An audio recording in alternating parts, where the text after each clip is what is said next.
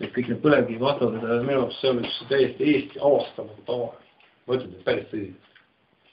Et siin on nii huvitavaid tehnoloogilisi arenguid, praegu me oleme kaadanud sinna kogu selle õlitehnoloogia välja arendamiseks, saksa insenerid seda teevad. Korralikud tehnoloogiad, majandusnumbrid on päris head, kulud tuludega tasa on sellised investeeringutega, $40 barrel.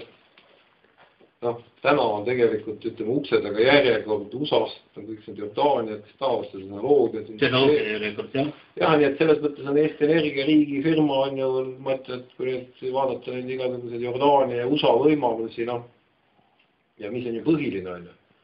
Jutud, et nafta ärakaab on vale, kus ilma naftata 30 aastat elada ei ole võimalik. Järelikult sellise põlevkivist õli ja nafta tootmine muutub, ütleme, ei ole see risk, et nii-öelda nafta hind kukub alla.